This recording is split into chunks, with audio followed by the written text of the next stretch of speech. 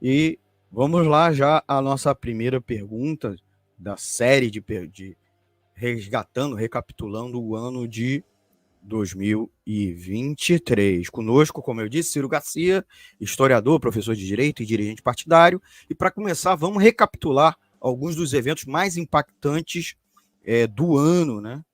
Tivemos aí vários eventos.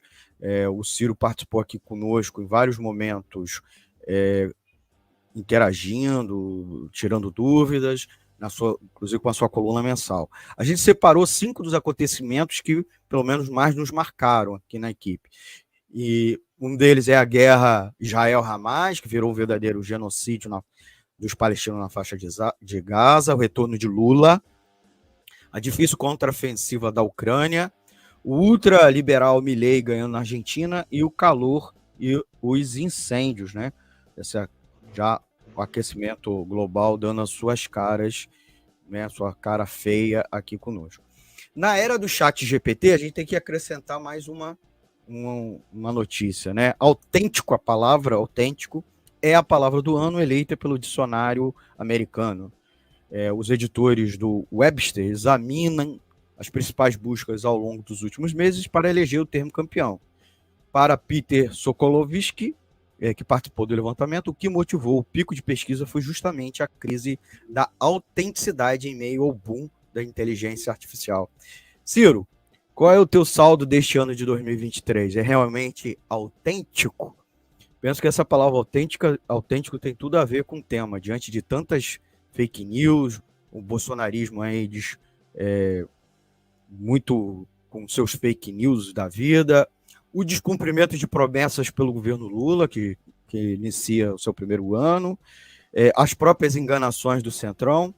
Então, vamos começar analisando a retrospectiva a partir da notícia, né, do fato do retorno de Lula à presidência da República em um terceiro mandato e sua inauguração, né, seu começo, que foi ameaçada com os ataques bolsonaristas em Brasília em 8 de janeiro.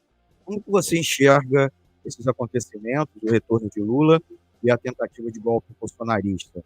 E qual o impacto deles na política e na economia ao longo desses meses de 2023? Ciro? Bom, primeiramente, é importante a gente perceber que a vitória eleitoral de Lula foi, sem dúvida alguma, representou uma vitória para a classe trabalhadora, uma vez que a derrota do bolsonarismo eleitoral, né, vamos deixar isso bem claro, ela derrotou, essa eleição do Lula derrotou um projeto autoritário que tinha como objetivo a reedição de uma ditadura no nosso país. Flertou o tempo todo, né, com o autoritarismo, fazendo ódio à ditadura, bom, sem falar um conjunto de ataques, né, aos setores, as chamadas minorias, que de minoria não tem nada, porque como que negros, por exemplo, são uma minoria num país em que que a raça negra é a maioria, né? Mulheres da mesma forma, mas além de negros, mulheres, a comunidade LGBTQIA+, os indígenas, bom, todos esses setores que foram duramente atacados, né, durante o governo Bolsonaro, e que é óbvio que a derrota eleitoral do bolsonarismo foi um avanço importante para a classe trabalhadora. Agora, nós não podemos perder, né, de vista que o que assumiu é um governo Lula cada vez mais comprometido com os interesses da classe dominante, com os interesses da grande burguesia, um governo de conciliação de classes, né, que já trazia na própria chapa a presença de Alckmin, mas um governo de unidade nacional, com todos os setores da burguesia, à exceção praticamente dos setores que apoiaram o bolsonarismo, né? Mas, depois da vitória, né, pelo fato de ter uma correlação de forças adversa no Congresso Nacional, foi obrigado a fazer a mesma coisa que fez Bolsonaro, que fez os governos anteriores, se aliar com o Centrão e de central não tem nada, na verdade é direita pura, não tem nada de centro ali, é fisiologismo e liberalismo puro, atacando os interesses da classe trabalhadora e muita corrupção, né?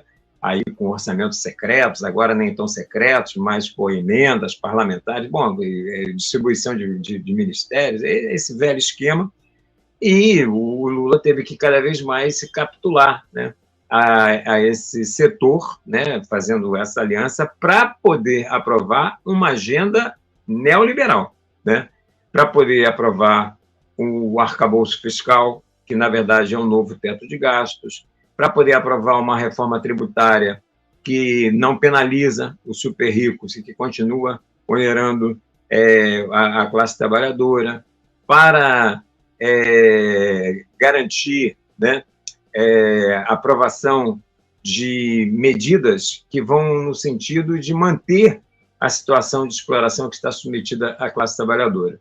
Agora, tão logo o governo assume, ele é surpreendido, né, uma semana logo em seguida, com os atentados do dia 8 de janeiro, que, na verdade, né, foi uma tentativa fracassada de golpe, essa que é a verdade, e que mostra categoricamente que a extrema-direita estava derrotada eleitoralmente, mas não politicamente, até porque o próprio resultado eleitoral foi muito polarizado, né? A diferença do Lula para o Bolsonaro foi uma diferença muito pequena.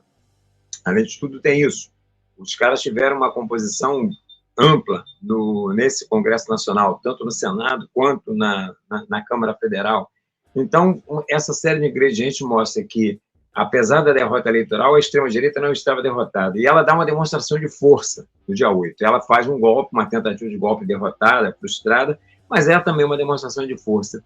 E, lamentavelmente, não tem uma resposta da parte do governo Lula, principalmente, né, à altura do que foi o ataque e com o objetivo de realmente derrotar politicamente essa extrema-direita, né? Responsabilizando principalmente os mandantes, aqueles que financiaram os acampamentos na porta dos quartéis, os generais, né, que foram coniventes com toda essa situação. Ou seja, a gente tem um montão de gente penalizada, alguns já condenados pelo Supremo Tribunal Federal, né? Nós já temos aí algumas dessas pessoas que participaram dessas manifestações golpistas já condenados, presos, mas os grandes mandantes. E o principal mandante, o grande mandante intelectual, que é o senhor Jair Messias Bolsonaro, continua aí, inelegível, né? Que ele foi decretada a sua inelegibilidade lá pelo Tribunal Superior Eleitoral, mas livre, leve e solto, né?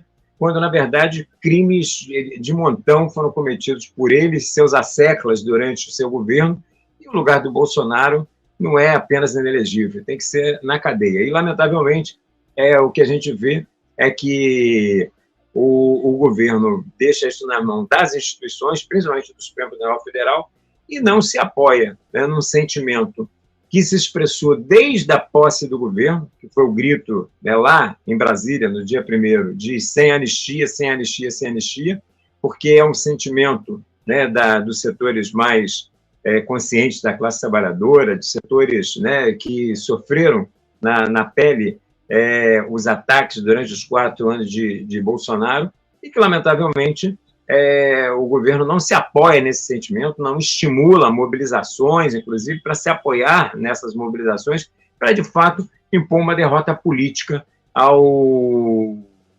bolsonarismo ou à extrema-direita. Então, isso significa que, apesar de tudo, essa extrema-direita continua a postos aí, entendeu? E num elemento de uma crise mais profunda do governo, alguma coisa pode estar de volta, como aconteceu lá na Argentina, nós vamos falar mais adiante no programa. Agora, durante esse governo, algumas coisas a gente precisa destacar. O governo, por exemplo, ele fechou questão, né, junto com os partidos do Centrão que o apoiam, para a questão, por exemplo, do aprovar o arcabouço fiscal, que nada mais é que o novo teto de gastos, como já coloquei, mas deixou livre para se votar, por exemplo, a questão do marco temporal, né, que é uma reivindicação fundamental dos povos originários e que está sofrendo duro ataque no Congresso. Inclusive, agora o Lula estabeleceu alguns vetos, mas esses vetos podem ser derrubados, e o Lula fala lá na COP, a Sônia Guajajara estava lá, que ela tem que usar a simpatia dela para demover os ruralistas, o agronegócio, a extrema-direita, de não caçar os vetos. Isso é uma brincadeira, não é um problema de simpatia, isso é luta de classes. Ali estão depositados interesses de um dos setores mais dinâmicos hoje da burguesia, que é o agronegócio, que para a gente poder defender de fato, né, a reivindicação dos povos originários, tem que ser apoiado num amplo processo de mobilização e de lutas. E isso é a cara desse governo. Fecha a questão para aprovar uma pauta neoliberal e libera os votos quando os interesses são, por exemplo, genuínos da classe trabalhadora, como é o caso das reivindicações dos povos originários em relação ao marco temporal. Uma outra questão também importantíssima, né, que surgiu ao longo desse ano e que também vai deixando com muita nitidez o que é o governo Lula, é a questão, por exemplo, do ação civil pública, né, que foi acatada pelo Ministério Público Federal a partir de uma iniciativa de alguns historiadores, 14 mais precisamente, de universidades públicas aqui no nosso país, que responsabilizaram o Banco do Brasil, né, como financiador, né, tendo na sua composição, inclusive no século XIX, né, em momentos importantes, financiadores do escravagismo aqui no nosso país, né? E o Banco do Brasil, inclusive, se posicionou pedindo perdão, mas isso não quer dizer nada para nós. Então, nós, por exemplo, queremos aproveitar, esse foi um marco importante de 2023, o fato de você ter um Banco do Brasil, que é um banco do governo, um banco público, sendo responsabilizado criminalmente, né, pelo Ministério Público Federal, reconhecendo e vindo aqui pedir perdão, mas só para te dar um dado, Almir, e galera que segue aqui o Nossa Economia Fácil. Quando o Lula assumiu, tinha 316 áreas de quilombo delimitadas pelo INCRA. Dessas 316, ao longo desses 12 meses de governo Lula, só 12 foram oficialmente legalizadas. Só 12 foram oficialmente legalizadas. E grande parte da justificativa é a ausência de verbas, é a ausência de dinheiro. E aí, com o surgimento dessa questão do Banco do Brasil, esse discurso cai no vazio, porque o Banco do Brasil tem dinheiro. O Banco do Brasil é uma instituição creditícia, é uma das maiores instituições financeiras do país e tem dinheiro e tem condições de fazer esse financiamento. Então, na verdade, o que falta é vontade política, né? E tanto é assim que nós colocamos 3 questões fundamentais para se o Banco do Brasil realmente... Nós não queremos pedir de perdão. Isso aí soa como hipocrisia.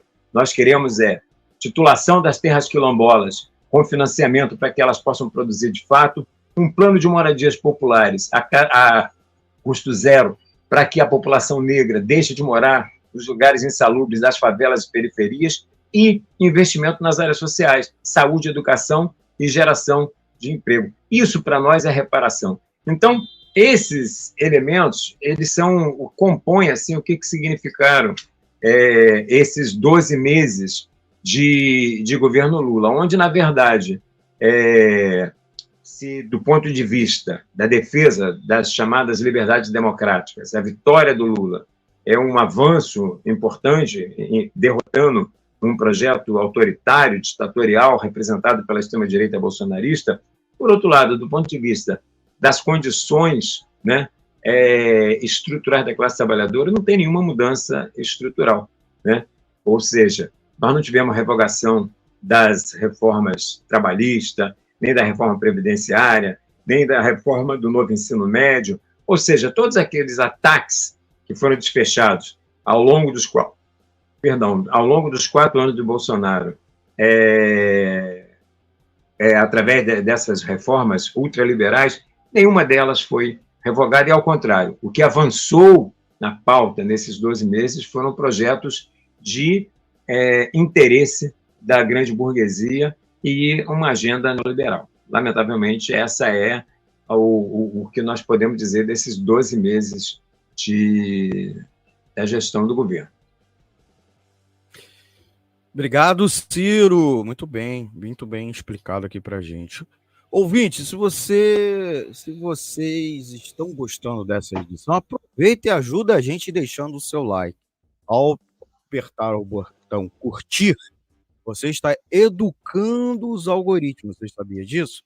Você educa os algoritmos para receber mais conteúdo da gente aqui, outros conteúdos da Web Rádio Censura Livre, da Economia Fácil, e também que mais usuários da plataforma que você está acompanhando essa live, YouTube, Facebook, Twitter, recebam também nossos conteúdos como sugestão. Então, não esqueça de acompanhar, de compartilhar também nas suas redes sociais e, é claro, se inscrever aqui no canal, tá bom? Conosco